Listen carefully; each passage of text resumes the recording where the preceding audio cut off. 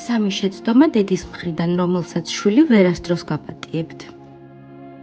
პირველი შეცდომა, რომელსაც შეუძლია დედასა და შვილს შორის ურთიერთობა გააფუჭოს, არის გამუდმებით მისი შედარება სხვა ბავშვებთან.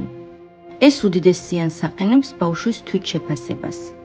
აქედან იმას სწავლობს, რომ სიყვარული და კეთილგანწყობა მარტო დამსახურების გზით მოდის. ხშირად ჩაეხუტეთ შვილს და უთხარით, რომ საუკეთესო გყავთ. უნდა იგრძნოს, რომ უყვართ უბრალოდ ისე და არა რაღაცის გამო. მეორე ქმედება, რომელმაც შესაძლოა სიძულვილი გამოიწვიოს, ეს არის გადაჭარბებული ჩარევა პირად ცხოვრებაში, როცა დედა შვილის თითოეულ ნაბიჯს აკონტროლებს. ბავშვი გრძნობს, რომ მის პირად საზღვრებს პატივს არ სცემენ.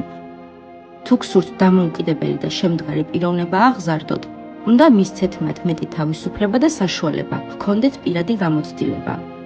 მესამე არასწორი ქმედება, ბავშვის ემოციური მოთხოვნილებების იგნორი.